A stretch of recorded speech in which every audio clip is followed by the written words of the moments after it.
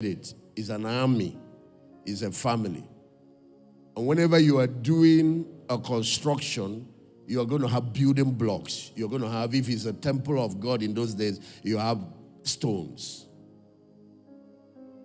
The Bible says we are the living stones that God is using to construct his house. But you see, there is a skill. That's why Paul calls himself a wise master builder. There is a skill involved in building. One of those essential skills of being a wise master builder is knowing that bringing blocks and stones and you start raising them. And especially in some places where you're building skyscrapers or you're building high-rise building, you start putting them, put block on top of the block. You still don't have a house. What you have created is something that will collapse on people. Just because you gathered ministers doesn't mean you have a ministry going. You could have actually set up that ministry for a fall. Sometimes it's better to run alone than to have a people that don't understand team playing, that don't understand covenant.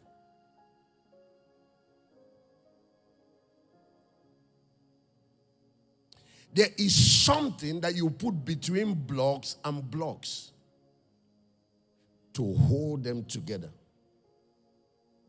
We use cement. But when they built the Tower of Babel, Genesis 15, talked about those people that built it, that they are like one man, they had one language. But even the building they were building did not fall. It kept going until God saw that these guys meant business. This thing is going to reach heaven. And he had to do something to stop them. What they held one block, what they used to join block with block, actually it wasn't block. What did they make? Bricks. It was mortar. Mortar. That is what holds the building. You can be gathering people, but there is no mortar between them. That church will still collapse. On the day Satan will test it. That mortar is what is called covenant. That mortar is what is called the Father, Son, order. Not every preacher is a builder. And I'm going to advise those of you, especially many of you, there are a lot of bishops, a lot of general overseers here. Those of you who, you must understand the building model, which is God's model. Not every preacher is a builder. Some of them are scatterers. They will leave more problem for you after coming.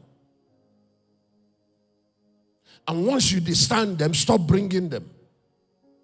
Jesus said, I gather. Some other people are scattering. He said, anyone that is not building with me is scattering.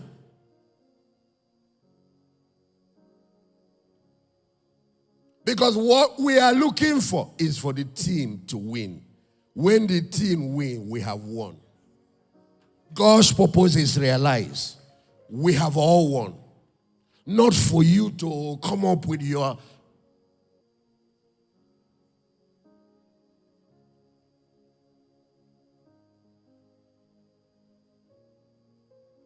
And they are great Americans. They've gone around the world, helped. T.L. Osborne came here, lived in Kenya, facilitated this move, raised Papa Idahosa here for us.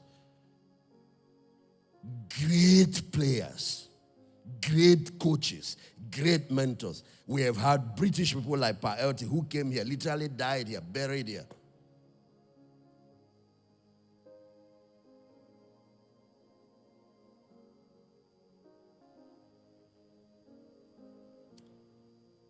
Let me give you 4 subjects. You see the subjects of covenant. Until you understand it, you know it. The building you're building has nothing to hold it. It's like if you're doing a metal building, that's with aluminum or steel, you need bolts. You don't bring iron and just put them. It is going to fall and kill people. You see, in building marriage, that's why God brought covenant. Because of the day, something will come up. And because of one crisis, 2 of you will want to tear the whole thing apart and forget there are children behind you. He built it on covenant. God builds with revelation, When people lack knowledge, they are a problem in God's system. They will be the ones Satan will use to cause problem. When people are deceived, they are a problem. Revelation and understanding is what God builds with. If I want to make it in a practical way, you want to build to last, build with the word. Teach, teach, teach, teach, teach, teach. This is construction. Anywhere you see teaching going on, that's a construction site. In nation building, that's why we have education. It's called human capital development. That's where you build capacity. That's how you build human beings. That's how you build leaders. That's how you build the people, the doctors in a society. That's how you build the pilots. School, training, teaching, mentoring, and all of that. If you want to build, you build with the word.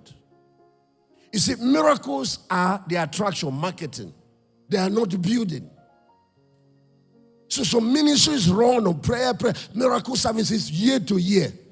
You are not going anywhere. The day of trial, you vanish. Because where there is no knowledge and understanding, there is no resistance against Satan.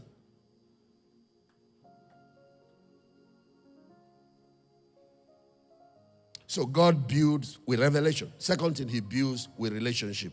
What type of relationship? Covenant relationships. Where there is no covenant, even the relationship is fragile. Can you imagine like marriage? People still fragment marriage even after oath. So that's why he brought those 12 men and brought blood and made all of them drink it and gave them his flesh to eat. And with those 12 men, he laid the foundation of the church. This is why we serve communion. It's our own blood drinking. You don't see witches fighting in the public. You don't see Ogbueli people fighting in the public. You don't see Rosicrucian fighting in the public. You don't see the deep states fighting in the public. They have something that holds them. It's covenant. This is Satan's kingdom. He copied it from God. But you see believers fighting each other, messing up the whole thing. It's because we have not taught them covenant and we have not understood the power of that level of relationship. That's why people betray each other, do all sorts of things. Church should be the safest place to belong to. It's a city of refuge. It's that place. Enemy has been pursuing you. You run there. You find security. You find a family.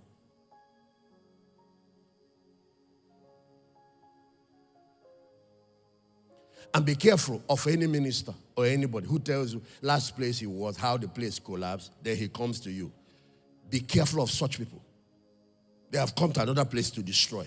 Once they destroy, they escape again, look for another place. You remember somebody who came to David, I brought you Saul's head. God builds through covenants. The third is that he builds generationally to make sure that whatever he's building will continue. So he uses gene and genealogy to build. And that's where the father-son order comes in.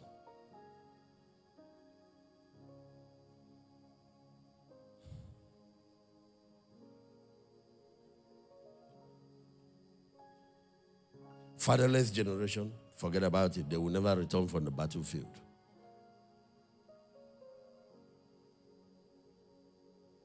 Anytime that generational thing is interfered with, disaster happens. Look at what the spirit of Elijah does. And that's the spirit that prepares the way anytime the Lord is going to come. Before his first coming, that spirit of Elijah functioned through John the Baptist. Now, his second coming is going to function again. What is one of his functions? To turn the heart of the fathers to the son and the sons to the father, lest I smite the earth with a curse. Because disaster follows wherever that thing is tampered with. If we want to see the last days move of God, this is one of the things we need to teach like this to bring about that healing. Because it's one of the relationships the enemy attacks.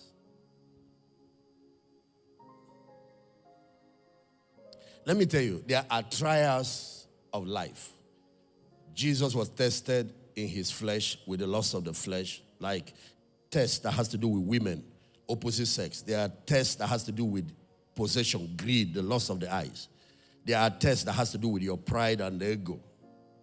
Tests that has to do with power and so on.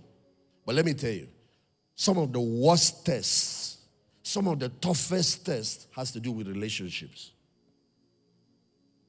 Relationships. That we are, in order to stop, what are we talking about? How do you make a revival go all the way till he has accomplished his goal? How do you cause a movement that God has started go all the way till he has accomplished God's goal? Because there are areas Satan will come to try to kill it, to stop a revival, or to stop a movement, or even to stop a church that is delivering God's purpose. He will use all the other things, but one of the toughest is relationships. And in relationship tests, 4 are the toughest. It was when I had to face 1 or 2 of that I now got to understand some of the things I've been reading in the Bible. The first is test with your father. Every child will face that. You saw that Jesus was facing at Gethsemane.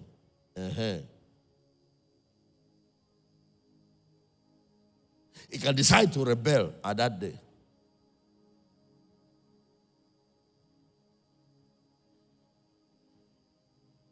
But the next test is test with your son. Because watch, the same Jesus faced problem with Judas and later with the same Peter that said, you are Christ. Peter denied him, Judas betrayed him. Then Thomas didn't believe in everything he has been teaching. You don't know what a test with your son. And some, like people like daddy who are elderly, who have raised children up to they are married, can tell you the journey, what it means to raise children all the way. The headache, certain stage of their life when they will give you. So, fathers too face that. In heaven, the angels are called the sons of God. One day, God found himself facing some.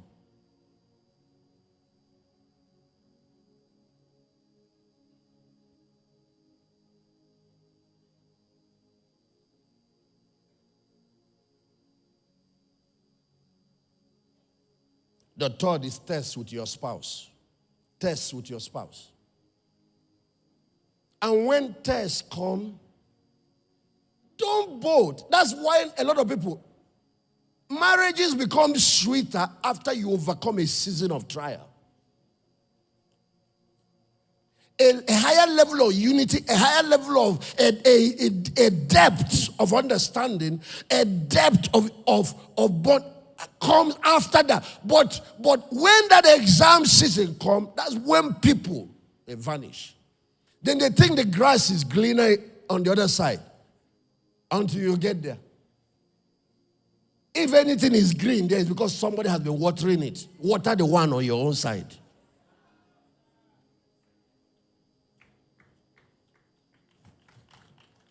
Yeah, you want to clap where?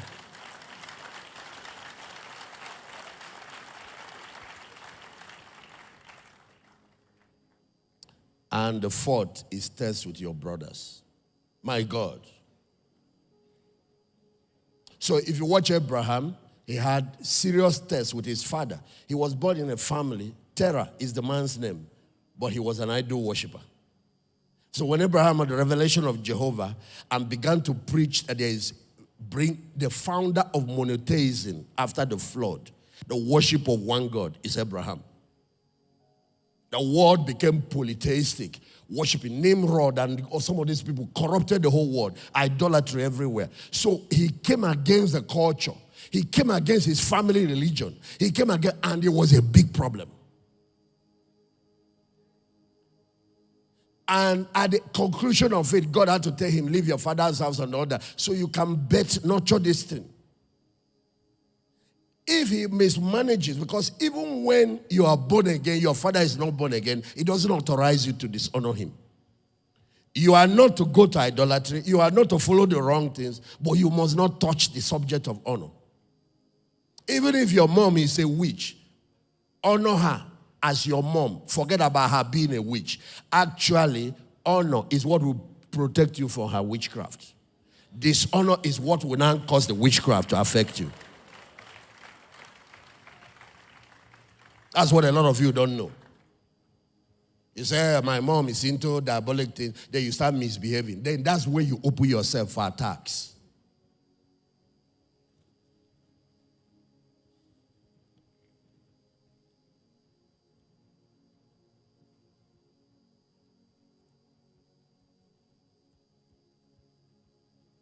So Abraham came out, passed that initial test. Later, he's facing tests with Sarah.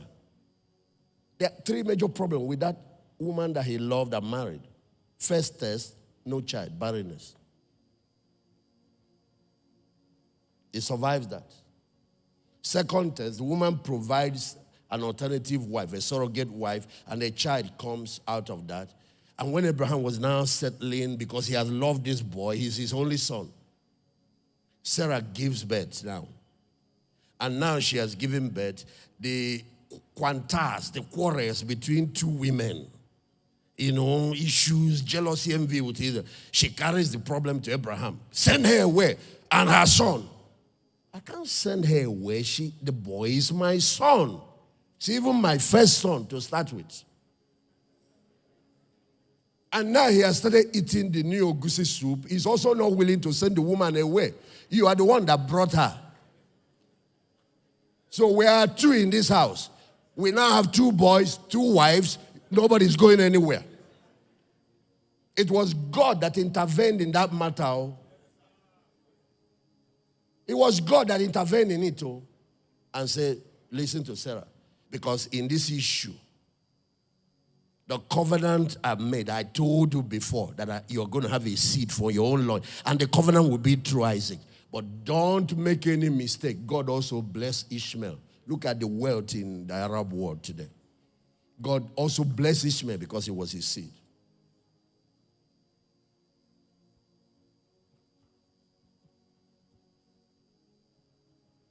So it wasn't a very smooth time in that family. You brought the suggestion. Now you are fighting me over it. Now later, the toughest test Abraham had to go through when a king hijacked his wife. And the reason is because in the culture, they find a pretty woman, they will kill the man and take the woman. And to protect himself, two of them agreed to tell a lie. A very good woman too, because some women, you travel abroad, they will say you out. Is that not what a lot of them are doing outside? Once they get to America, bring police and kick the man out. They went abroad. She was ready to protect her husband, even in the face of that kind of situation.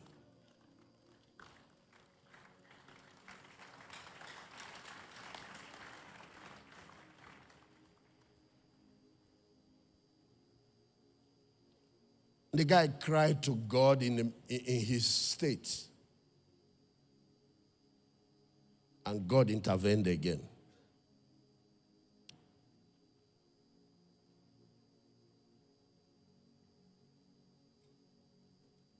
If you know what it means, if you face any of these tests, barrenness,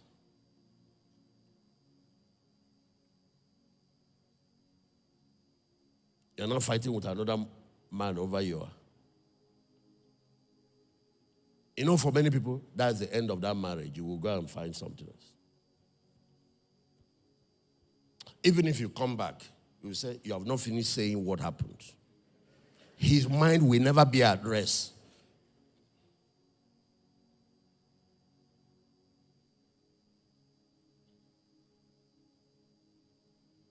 Then, later, another test with his sons. God said, let Ishmael go. Lord, I only have 2, not 3. You said send one away.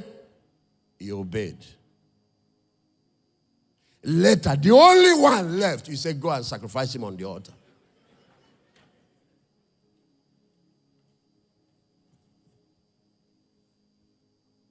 And then after he passed all those tests, one of the one that so shook me is that Lot that he took along with him, And now they got to Egypt. Lot has become big too. Lot became rich. Genesis 13 said the man became very rich. Abraham became very rich. He forgot who.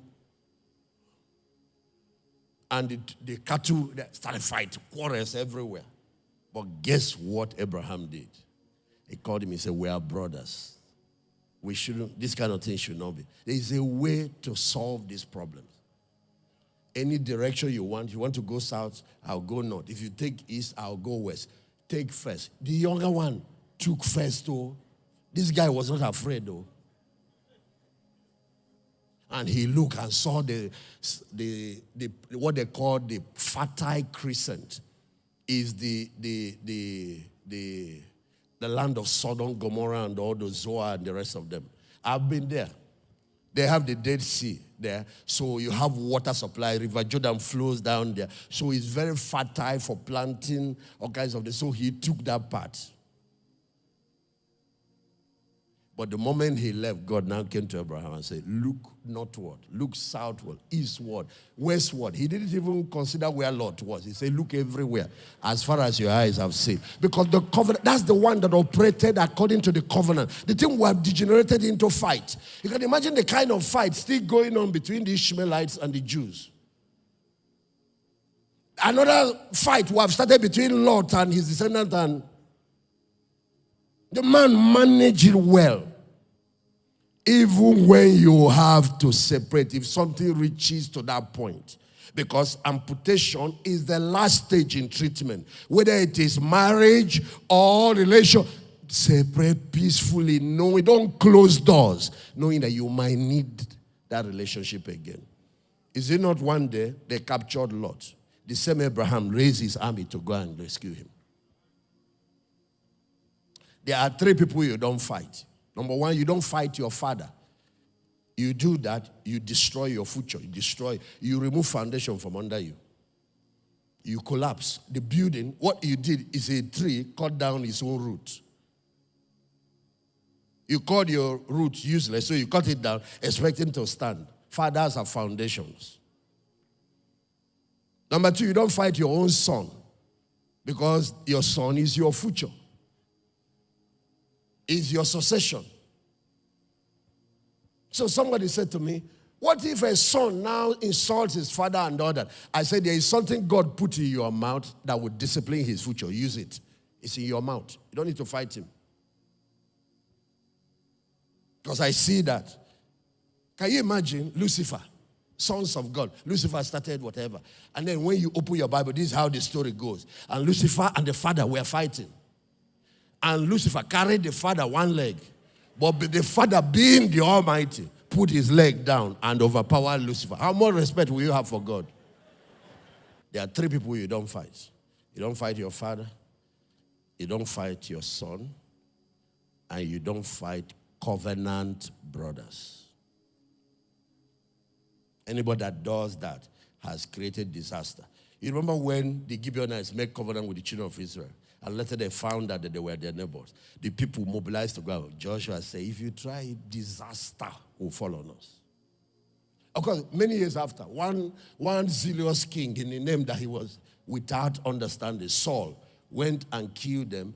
The rainfall was suspended in Israel for 3 years. He even affected David, that was a good man. That was a covenant man. Until they went to call them to now appease and beg them. And the Gibeonites said, give us the heads of 6 people. We want the people who killed our people. And they found descendants of Saul, brought 6 of them. They hanged them. Death by hanging. The moment they hanged, the rain fell on Israel. See all these things that is going on in the body of Christ. If you see, that's why there's a lot of premature death. Oh, the New Testament wrote about not discerning the Lord's body. You eat communion with people. You're in covenant relationship with them. You steal whatever. He said that's why many die prematurely. That's why many are weak. That's why many are sick. Cancer start one thing. Yet with all the protection that the covenant, if you sin against the covenant destroys you. A lot is going on, and one of the worst things is a lot of young people in their 30s, in their 40s. And yet the other ones are not asking what is killing them. Are dying. They are dying in the church. They are dying. Where is the covenant? When did it become weak? It's not weak. People are doing violence against the covenant.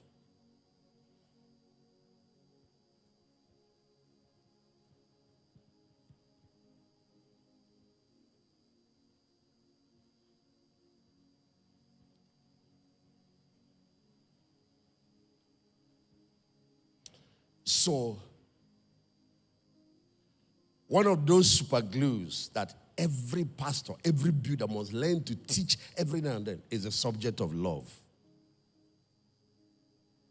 It's not something you say they heard. You have to be servicing it. You have to be serving it. Communion is one of the best opportunities to service the covenant between us and God and between us and one another.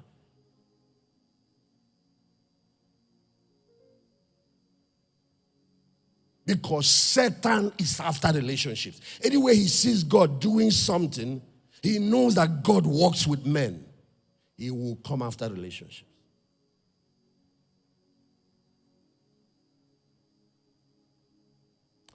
There's a subject that we must all learn to teach. We developed a course and later developed courses around it. We called it Matters of the Heart. It's heart management.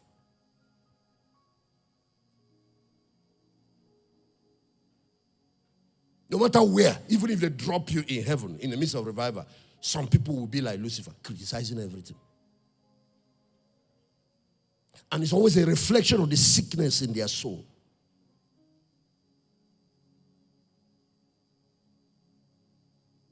When they come, they pose like they are saints. Meanwhile, they are in bondage to a lot of issues. Anytime you see people, instead of operating by the law of the new covenant, the law of love, they are either operating in, they are always the fault finder, they are sick people. I don't care if they're a minister or not. It's one of the ways you know some assesses spiritual health.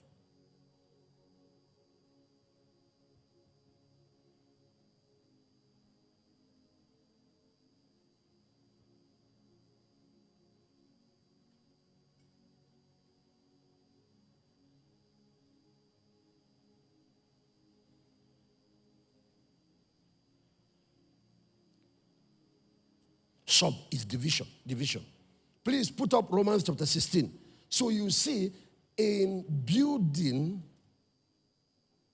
a church, in building God's kingdom, in building a movement, there are certain people you must warn and train your people against. That's how it is in the Bible.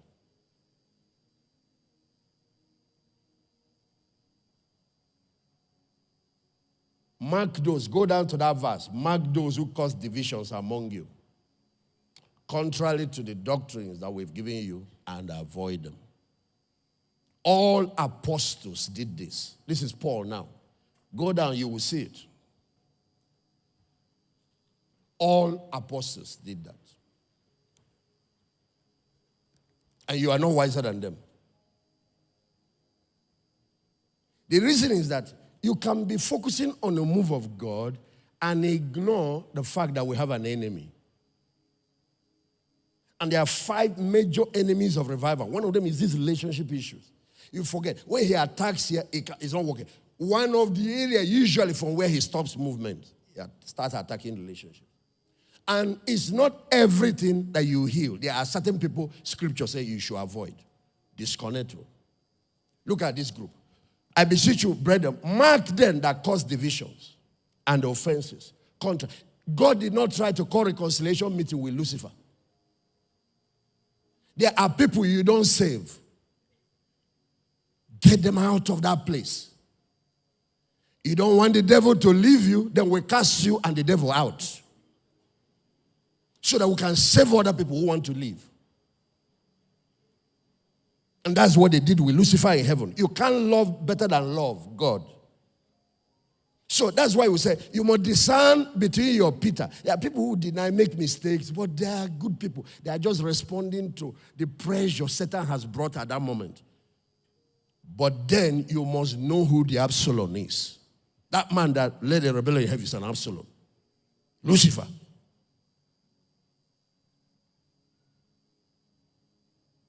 Jesus said, everybody you gave me, I kept. I protected them. Except one person is the son of perdition. That's the earthly Absalom. Mark them that cause divisions and offenses, contrary to the doctrine which you have learned, and avoid them. Actually, you see what we're saying? Instead of helping to build by putting super glue, helping to maintain unity in the body, they go to those places where you put cement and they are breaking it. And that's what is going to cause the building to fall. And a lot of lives will be hurt. Nothing damages people like church crisis.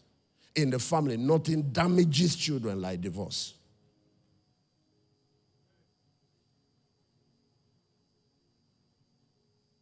But I've seen places where they were divorced and the children were not damaged because they separated like Abraham and Lot. We are brothers. We're not going to fight.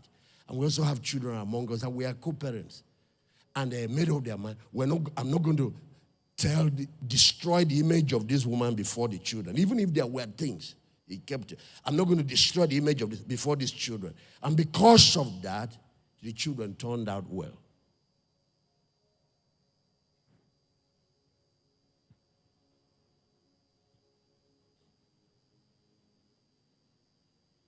One of the reasons the Bible said God hates divorce is because it destroys the capacity of families to produce godly children. If you go to that Malachi, it said God is desiring of godly children out of. It is you, Christian family, that should give us the next Billy Graham, the next Pastor David, the next Daddy Wampa, the next, transformational president that Nigeria will have, governors, and all of that. Because that's what we are raising in our home, Davids, Josiahs. But that thing robs God of the capacity. It introduces all sorts of crises, all sorts of problems. In many cases, Satan end up having children that were born for God.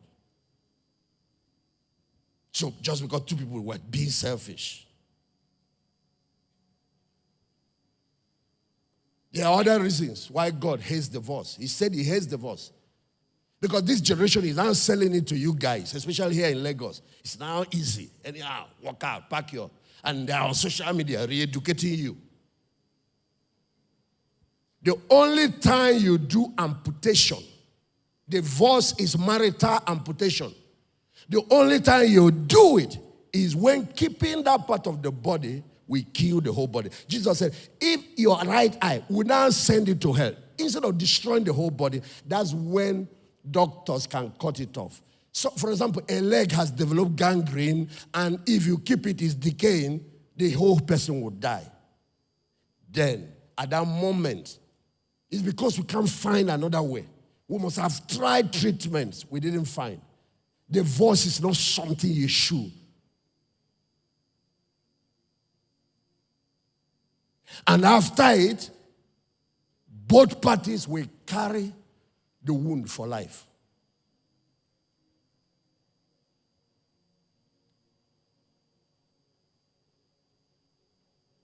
So it's when life is being threatened. This issue has reached a point where staying here, I might lose my life. At that moment, it's better to stay alive than to be in marriage. And what the scripture recommends is separation, not divorce. Separation first. Stay away 6 months to 1 year. Let's see if your heads can clear, if you can now gain back perspectives. And if you're ever going to come back, don't rush back.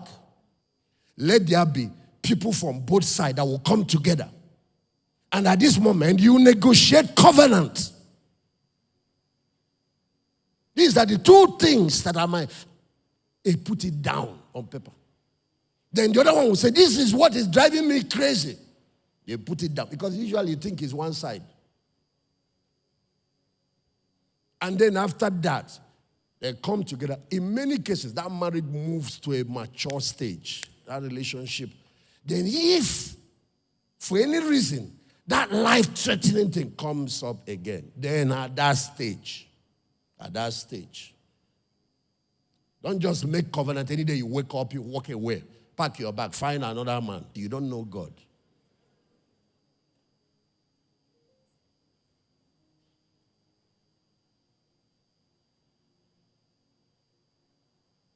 So you see one thing about God's system.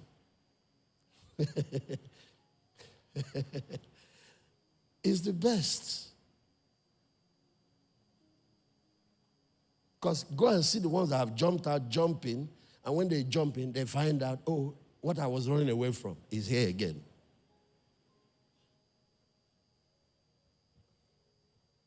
But life-threatening situations, sometimes it's violence. Violence. You don't stay there and die, oh. Say you are keeping covenant. You are not keeping covenant. You are being stupid. Go to your father's house. He has to come and pay a second dowry after he has. Yes. And in some cases, it's the woman threatening. Yeah.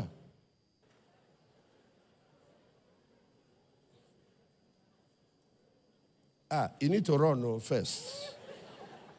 You will try because, but if you know, you need to run first. Get to safety, then we can call for truth somewhere. Just bow down your heads. Just pray a little. Ask him to give you understanding of covenant. How to be a strong team player. A strong team player.